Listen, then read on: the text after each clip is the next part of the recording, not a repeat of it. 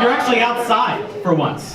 You know, you've been cooped up inside. You're finally outside. Play some tech ball. Now, did you guys play tech ball in the rain at all? Okay, fantastic. All right. Well, first I'm going to start with a little audience participation here. First of all, who knows what like the #1 fear in America is? The dark. Spider! Whoa.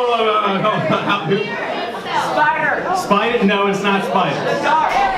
Drowning.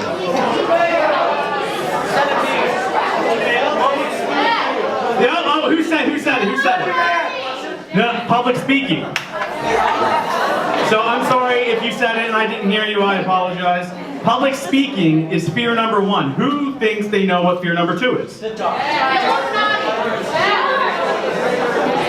You raised your hands. You're like the only polite guy in here. Death. Wow. Smart guy, too. Nice. All right, so death is #2. So basically what that means is if you go to a funeral, most Americans would prefer to be in the casket than give the eulogy. Isn't that kind of weird? That is a little weird. But anyway, I think that's funny. That's just so silly. Death is #2. Are you kidding me right now? But let me ask you guys a question. So for a lot of people, you know, public speaking would be a problem. Death is a problem. How many of you, maybe not those things, but how many of you have a problem? Have several problems. But at least one? Anyone? At least one? I can tell that some of you, your problem is lying. So some of you have problems, some of you do not. Can I just share with you one of my problems? This is a problem that I have. And my mouth really gets me into trouble. Can anyone relate to that? I'm in a room full of teenagers. Of course you can relate to it. And you know what? I'm a lot closer to 30 than I am to being a teenager. My mouth still gets me into trouble. Mainly, my mouth gets me in trouble with my wife. Yeah, ooh, yeah, that's not good. And there was a great example today. Can I just, if it's not bad enough, this is my wedding ring. I've been through about 3 of them. Do you know how long I've been married? 3.5 years. She wants me to tattoo it, so that's actually a good suggestion. I'm glad she's not here, because then she would use that. But anyway, I lost my ring, and I had lost it for months. It's a good thing I only bought myself like a $25 ring. Gentlemen, word of wisdom, when the day comes, spend all the money on her ring. Go to Amazon and get your ring. Spend it on hers, right, ladies? Can you agree? All right. I knew I'd get that. So, but anyway, we've been looking for this ring for days. And my wife has a great sense of humor. You know, she's able to laugh at these sorts of things, even though, you know, under that laugh is just a small hint of frustration that I keep losing my wedding rings. But she texted me today. I was sitting in my office. She was like, "Guess what I found?" You know, exclamation point, question mark. You guys, well, you know what I'm talking about. And then I said something really stupid. This is what I said. I said, and I was joking when I said this, so the ladies don't like kill me. I really hope it's the vacuum cleaner because the floors are filthy.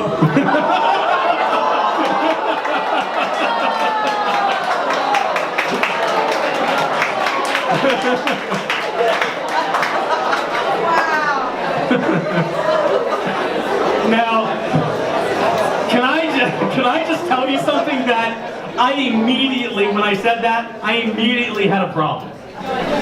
Yeah. Yeah. I immediately had a problem. And now my wife is very gracious. She takes these things very well. She knows my sense of humor. She thought it was hilarious, by the way. And just FYI, good sense of humor, ladies, great quality to have. Gentlemen, is that right? A lady that can laugh at herself? Yeah? Okay. Awesome. All right. So, now most of you have problems. Maybe your problem, like me, maybe your problem is your mouth. And that can happen from time to time, like it does with me more often than not. Kind of odd that I'm out here actually using my mouth talking when it's my mouth that gets me into trouble. But even though some of you did not raise your hand, I can tell you this for sure. Even if you can't really think of any huge problem that's really going on in your life right now, you will face problems. Problems will come around to get you. That's just the way that it is. And I want to tell you the story of a woman who she thought she had a big problem. Her problem was that she did not have a husband, and this is what she was going to do about it. It's actually kind of a comical story. So let me read this to you. See if you find it as funny as I do.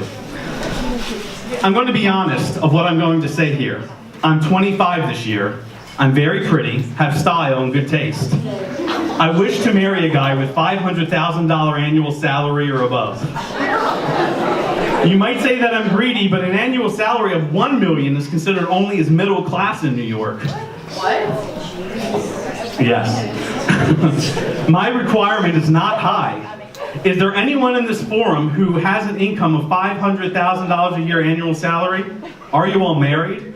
I wanted to ask, what should I do to marry rich persons like you? Among those I've dated, the richest is $250,000 annual income. Man, I wish I made that much. And it seems that this is my upper limit. If someone is going to move into a high-cost residential area on the west of New York City, $250,000 a year is not enough. This raises friend. I'm here humbly to ask a few questions. Where do most rich bachelors hang out? Please list down the names and addresses of bars, restaurants, gyms, yada, yada, yada. Which age group should I target? She doesn't even care about the age of the guy, just as long as he's rolling in the Benjamins, you know what I'm saying? Now, this is kind of rich. Why most wives of rich people are only average looking? I've met a few girls who don't have looks and are not interesting, but they are able to marry rich guys. How do you decide who can be your wife and who can only be your girlfriend? My target is now to get married, and she signed this to be, to keep herself anonymous, Miss Pretty. Gentlemen, stay away from girls like that. That's all I'm going to say. Okay. Now, she got a reply from a gentleman. Dear Miss Pretty, I've read your post with great interest. Guess there are lots of girls out there who have similar questions like yours. Please allow me to analyze your situation as a professional investor. Keep it, just a clarifying note, this is the CEO of JP Morgan. My annual income is more than $500,000 a year, which meets your requirements, so I hope everyone believes that I'm not wasting time here. From the standpoint of a business person, it is a bad decision to marry you. The answer is very simple, so let me explain. Put the details aside. What you're trying to do is an exchange of beauty for money. Person A provides beauty and person B pays for it fair and square. However, there's a deadly problem here. Your beauty will fade, but my money will not be gone without any good reason.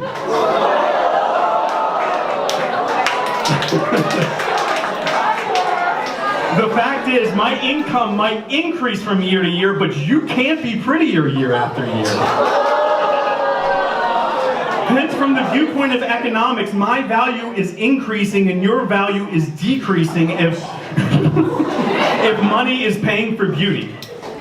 And it's not just a normal decrease in value, but your value is exponentially decreasing. If beauty is your only asset, your value will be much worse 10 years later. By the terms we use in Wall Street, every trading has a position. Dating you is also a trading position. If the trade value dropped, we would sell it, and it is not a good idea to keep it for long term. Same goes with the marriage that you wanted. It might be cruel to say this, but in order to make a wiser decision, any assets with great depreciation like her will be sold or leased. Anyone with over $500,000 annual income is not a fool. We would only date you, but will not marry you.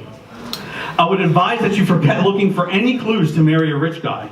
And by the way, you can make yourself be a rich person and make $500,000 in annual year income.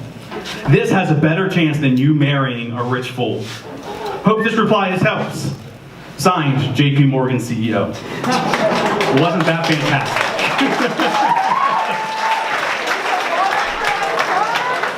Absolutely. Now, this woman clearly has a lot of problems. Would you all agree with that? All right. So, we saw what she did to kind of rectify her problem. She put an ad in a dating forum, and she probably got a reply from a guy in her category that she wanted to hear from, but it was probably not the category she wanted, or it wasn't the answer she wanted, as my tablet flips out here. So that really begs the question, and it's kind of a funny example, me, putting my foot in my mouth with my wife, is a funny example, but it's a funny example that's really exemplifying an actual problem. Is that, what do we do with our problems? Whether they're big problems, or whether they're small problems. Because that's something we're all going to have to face. If you sit here and you may be like the biggest Jesus freak, or you may sit here and you really could care less. We can all agree on this, that we all will have problems one day. Most of us probably have problems right now. In fact, as I say this, you probably have things kind of going on in your head about some of the problems that you're having. Another thing that I can tell you that we all will do, no matter what our background is, no matter who our family is, no matter what our ethnicity, boy, girl, rich, poor, smart, not as smart, we all can agree that one way or the other, we're going to find some way, shape, or form to cope with our problems. Everyone does it. It doesn't matter who you are. All 7.2 billion people on the earth now will do that. It doesn't matter if you live in the Far East or the Far West. It's going to happen. So we have some options, and how do we do that? Well, the world and the culture kind of gives us some options. We can turn to alcohol, and just drink the pain of our problems away. And a lot of people do this. I know a lot of people personally who do this. And just from personal experience, let me just tell you that really all that gives you in addition to your problems, because your problems don't go away, is a hangover. And hangovers stink, okay? It's a big problem. It just adds to your problems. Or you could do drugs. A lot of people do drugs to escape the problems. A lot of people do drugs to escape reality. We see there's a huge epidemic in Harford County, where Harford County is one of the largest uses of heroin of all the counties in the United States. So that's an option, but that's similar to alcohol. Really, all you're going to do if you develop a drug is you're going to become poor and add to your problems. Or this one's a little more common. We could turn to chasing romance and sex. That's something that we're bombarded with all the time. We can think that, if the opposite sex likes me, then I have something going on. And it makes me feel good about myself, right? Now, it's okay if having someone of the opposite sex like you makes you feel good about yourself. That happens, and I think everyone would admit that if a member of the opposite sex, especially if a member of the opposite sex who you're attracted to likes you, that's kind of an ego boost. I mean, let's be honest, it is. I'll keep getting in my mic here. So, how do we respond? We do what feels good, we may sleep around, but even if we don't do that, we'll just fool around, and it makes us feel better because it makes us feel accepted. It makes us feel better about our life, no matter what the problems are that are going on. But, we can also turn to academics. And some of you are really smart. Here's the problem, though. Some of you are so smart that you think you can outthink your problems. That's not true. Let me just tell you that right now. That is not true. None of you are that smart, and here's why. And I think this is also, no matter what background we come from, this is something we can all agree with. Having problems is a part of the human experience. We live in a world that's messed up, right? I mean, we see stuff in the news all the time. This world is messed up. And being people, us having problems in this messed up world is just part of the package. Because we don't live in a perfect place. We live in an imperfect place, and therefore we have problems. That's just part of the human experience. So those are some of the options that the world has to offer you. But maybe, just maybe, there's another option. And this is where we're going to take a look into our passage. So we should have the passage up there. Let me turn my Bible here. So it's only 2 verses tonight. We're going to do Hebrews 4, 15 and 16. So starting in verse 15. For we do not have a high priest who is unable to sympathize with our weaknesses, but one who in every respect has been tempted as we are, yet without sin. Let us then with confidence draw near to the throne of grace, that we may receive mercy and find grace to help in time of need. So kind of the first thing in this verse that I want to touch on, because it is important, is what the heck is a high priest? Well, I'm going to kind of keep it layman's terms and short because I don't have much time. But basically what a high priest was, is he was a person who all the people in the land would go to him with their problems. He'd go to them with their issues, with their sin, with everything under the sun that is going on in their life. And then the high priest would then go to God, and he would do sacrifices, and he would bring those problems to God. And then God would absolve them of their sin. That is what they believed. And the writer of Hebrews is writing to people who would be very familiar with that concept. So basically what this verse says is that our high priest, the guy who goes to God for us, is Jesus. The guy who goes to God for us is Jesus. So not only do we have a high priest, we have a high priest who has an in. He has an in. You ever know, you just know the right person and it kind of gives you some perks? That happens. They say 85% of finding a job is all in who you know. Well, we know someone who's very important. We, as believers in Jesus Christ, we know Jesus Christ. And he goes to God the Father on our behalf. So we have an awesome high priest. We have the best high priest there ever was or there ever will be. So that fact in and of itself is pretty awesome.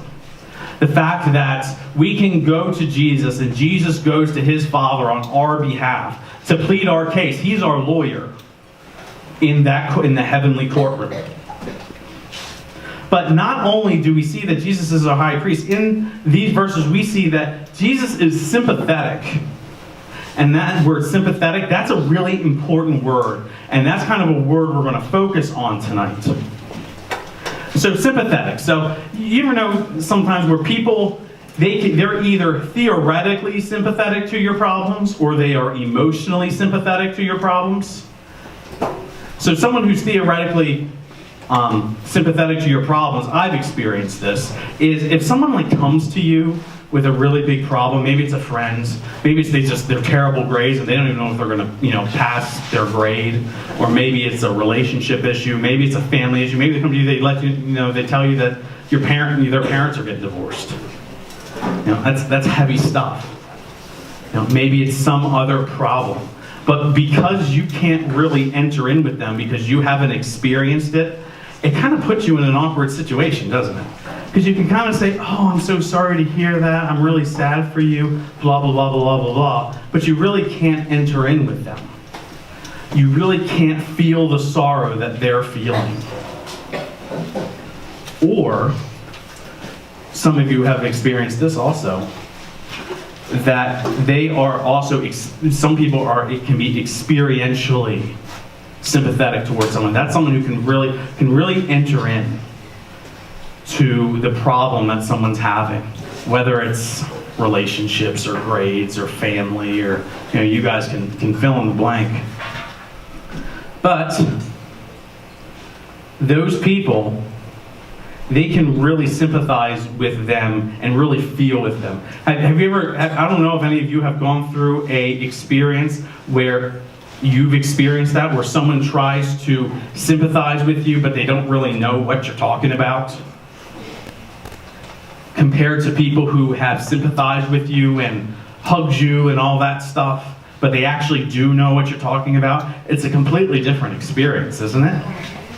It's a completely different experience.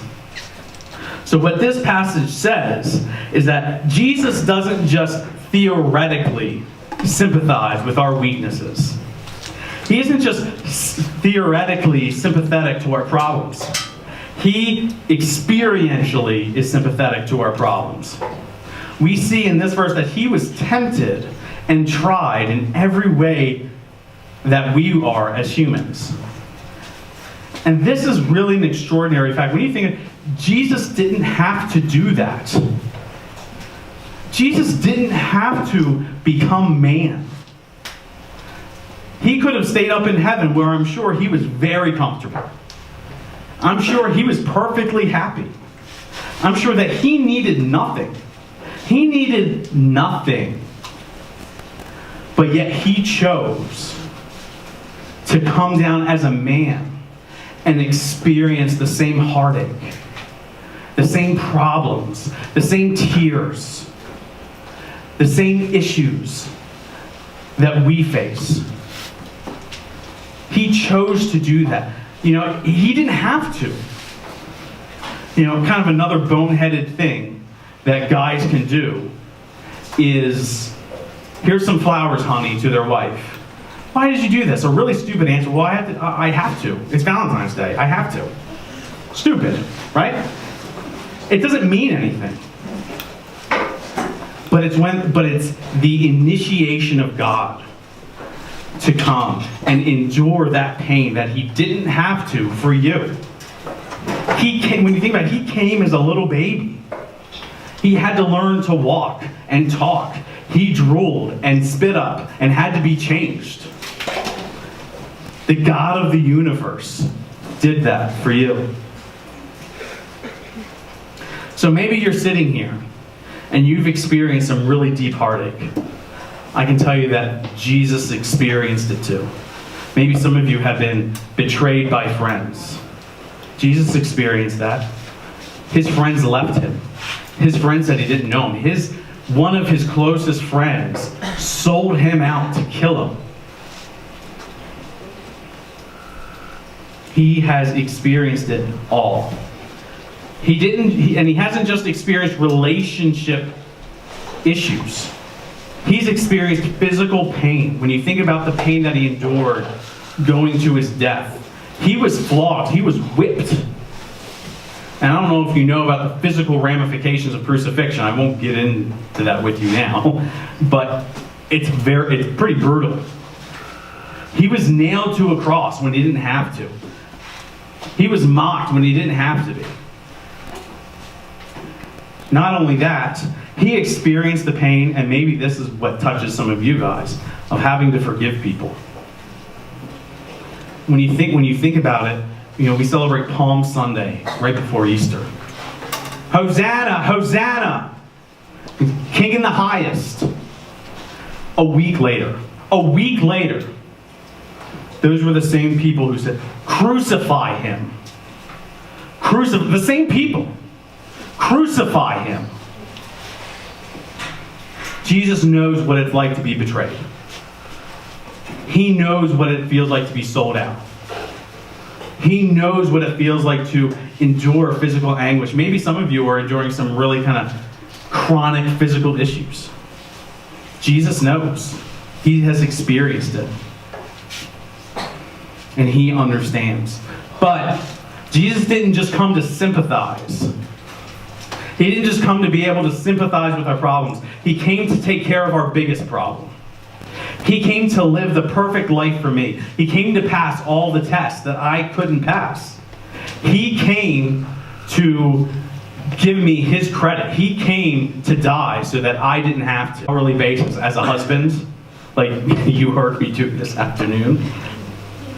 When I fail as a father, when I fail as a son, when I fail as a friend, when I fail at ministry obligations, when I fail at my job, Jesus took all those consequences for me. He took all the wrath. He took all of the indignation. He took all of the punishment that was rightly coming my way. And he didn't have to. And he experienced that as a man, as a human, as sure as you guys are human. He experienced it. But here's the wonderful part of that. He did that, so now I can freely come to him as my high priest. That's why his substitution for me is perfect, is because he did it as a human. Where I failed, he succeeded. Where you failed, he has succeeded. And he did it perfectly. So now for those who know him, for those who place their trust in Jesus, we can go to him with all of our problems. We can go to him with all of our sin. We can go to him with all of our issues, because he knows. He knows what it's like to be tempted to get angry, to be frustrated, to be sad. He knows what it's like. So I want to tell you a story here. And this is just a kind of a close, personal story about how this has played out in my life. So that is my son. And his hair is really like that. Like, we don't style it. It just does it. Isn't that nuts? It's crazy. He's very cute. It's a good thing he takes after his mom and not me. Because, I mean, look at that face. And guys, let me just tell you something. I don't like infants. Okay? I don't like infants. The only infants I like are the ones that I can hold and then give back. Those are the infants that I liked. But just to encourage you, probably a lot of you guys may feel the same way. Ladies, I'm not worried about you. You have that inner maternal instinct type thing, so you guys will be good. But let me tell you something about kids. Let me tell you about this little guy right here. Besides the fact that he is hilarious. It's true that you don't just love your kids. You don't just love your kids. You fall in love with your kids. It's the same rush. It's the same experience. It's the same overwhelming desire to want to be in their presence, just all the time, and hug them and kiss them and all that great mushy stuff. So he is awesome. I wish he smiled like that all the time. Most of the time he's crying. But kind of on the flip side of that little bundle of joy right there, before Anne, who is my wife, pray for her because she's married to me, was pregnant with him, we lost our first child. Actually, it was almost exactly a year ago from tonight. I was coming home from a teen night, just like this one. And I was playing at the band at that time. And during band practice, my wife texted me that she really needed to talk to me when I got home. And so I left teen night, we kind of did our thing, it was awesome, went home, and my wife's just kind of sitting on the couch watching TV, and I come home, and I immediately know, something's up. So, hey babe, what's going on? She said she was feeling funny, and I'll spare you the gory details, but she was feeling really funny, and she wanted to go to the doctor and get checked out. And then the next day, I was sitting at my desk at work in my office, and my cell phone rings, and it's my wife on the other line, and she's crying, she's in tears. And I couldn't really understand what she was saying, even though I probably really didn't need to. But all I could kind of discern from her mouth was her choking out the words, "Our baby has died."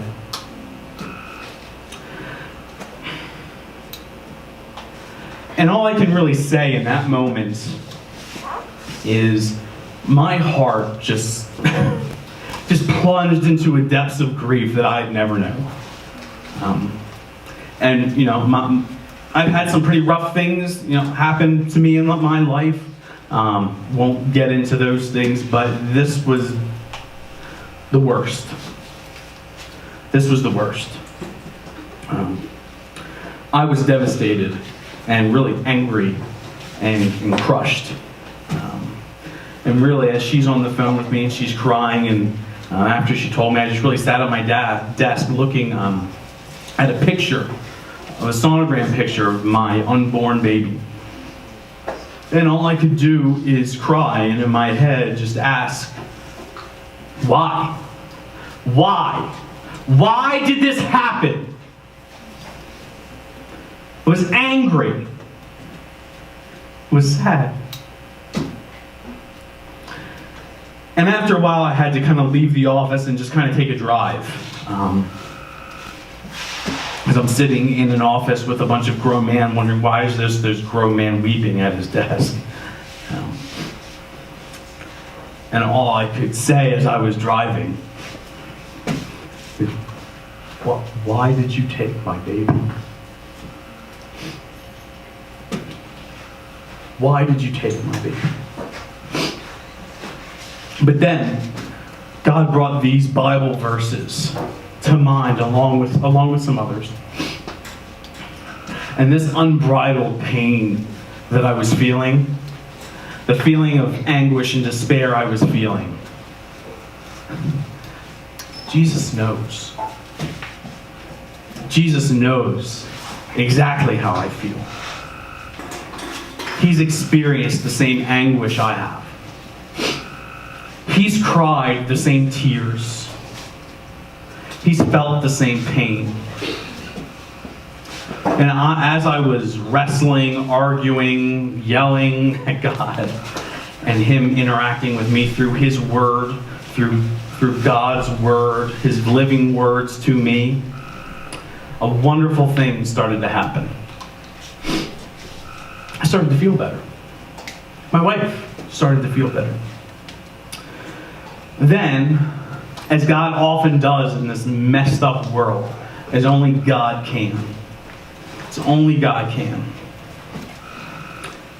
He turned my sadness, He turned my wife's sadness into joy. Only a couple of weeks after the miscarriage, my wife was pregnant again. This time, with that baby boy right there. God turned my sorrow into one of my greatest joys that I've ever experienced in my life, as only God can. What my fear is tonight, though, and if I can have the band come up, is that some of you are sitting here and you don't know Jesus as your high priest, your sympathetic high priest who became man for you. He became a human when He didn't have to and endured that punishment that He didn't have to, and He did it for you. Some of you don't know that. Some of you do not experience that. And this story, like mine with the miscarriage, it's a very common story. These things happen all the time. And I will guarantee you, that a story like this will happen to you too. Let me get out of this real good. And to me, there's another kind of bunch of you. Is that you are a Christian. You believe in Jesus. But you've been going through some really tough times. There's a problem, and it's weighing on you. But your experience as a follower of Jesus hasn't been that He is your sympathetic high priest who became human for you. Your experience actually is quite the opposite. Your experience is you feel like you've talked to God and heard nothing back. So if I can have some of the staff members come behind the band, that'd be great. I think just God wants to talk to you tonight. God wants to talk to you individually, not just corporately. He does want to do that, but He wants to point out to you specifically. And in our last verse, in verse 16, we see that He has an invitation. He says, come so that you may know this sympathetic high priest who will extend grace and mercy to you. And I just think God really wants to minister to you tonight. So if that's you, if one of those two things apply to you, Maybe you're here and for the first time you're feeling God tug on your heart, and it's time to give your life to Christ. Maybe for some of you, you've been saved for a while, and there needs to be some ministry that goes on to your heart. There needs to be some healing. So as we sing this last song, we'll have people back here who will be more than happy to pray with you and talk with you. So I just want to encourage you to take that step, take that bold step of coming up and going behind the stage and talking with someone who really loves you and wants to help you. Thank you.